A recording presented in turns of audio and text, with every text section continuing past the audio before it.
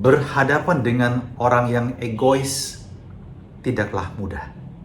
Apalagi kalau orang tersebut adalah orang yang Anda cintai, mungkin pasangan Anda, mungkin orang tua Anda sendiri, atau anak-anak Anda, atau mungkin sahabat Anda. Anda merasa bahwa Anda terganggu dengan karakternya, tapi bagi Anda dia adalah bagian yang begitu penting sehingga Anda tidak akan meninggalkan dia. Seringkali kita harus memiliki sikap bagaimana kita berhadapan dengan orang-orang seperti ini.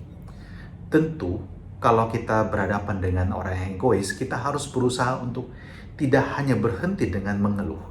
Anda berkeluh kesah dan tidak ada solusi, Anda menyiksa diri Anda sendiri. Maka, berhenti berkeluh kesah dan komunikasikan dalam kondisi yang tenang, tidak sedang diliputi oleh emosi. Anda bicara baik-baik. Dan kalau dia cukup terbuka dan rendah hati, dia akan mendengarkan masukan. Dan meskipun dia sendiri berjuang melawan ego dia sendiri, dia tahu belajar bahwa orang yang dia cintai juga terluka karena perbuatan dia.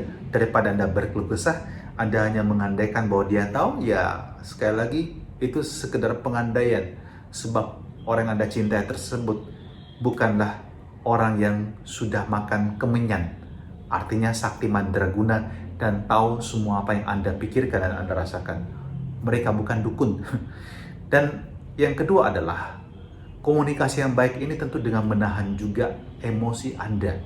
Jangan ketika emosi lagi tinggi Anda mencoba untuk menjelaskan segalanya dan menghadapi dia.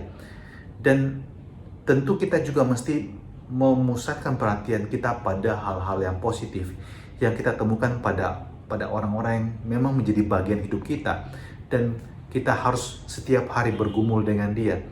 Coba fokuskan sedikit pada hal-hal yang positif yang dia miliki, dan mungkin Anda akan sedikit mengalami perimbangan.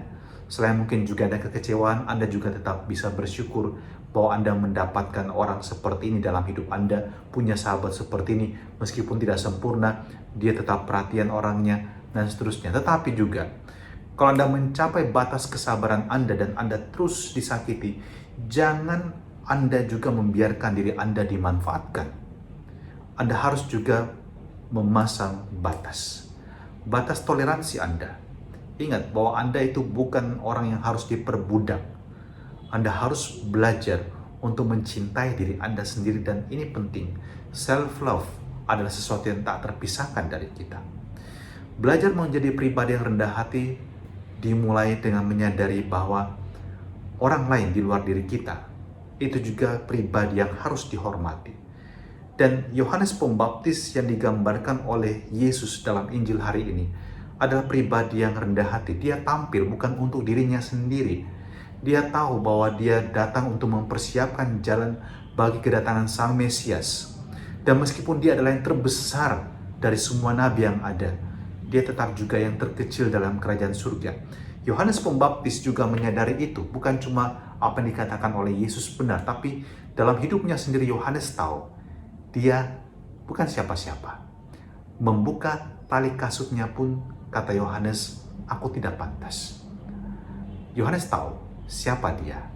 Dia adalah pintu yang dibukakan supaya Sang Mesias masuk dan kemudian dikenal oleh bangsa Israel sebagai yang dinanti-nantikan. Dialah yang membuka jalan, meratakan jalan, mempersiapkan untuk kedatangan Sang Juru Selamat. Mari kita juga belajar menjadi pribadi yang tidak egois. Kita kadang-kadang merasa takut kehilangan posisi kita, kita merasa takut kehilangan otoritas kita. Kita hanya berpikir mengenai kepentingan kita, mengenai perasaan kita, mengenai pekerjaan kita, mengenai kebahagiaan kita. Anda mau mengimbangi sikap egois Anda, belajar untuk melihat kebutuhan orang lain.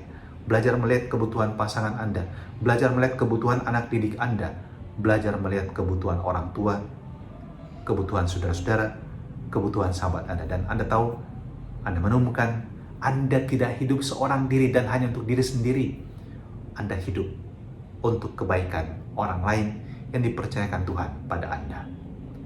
Dan terimalah berkat Allah yang Maha Kuasa yang membimbing, yang menuntun dan menyertai Anda sepanjang hari ini, dalam nama Bapa dan Putra dan Roh Kudus. Amin.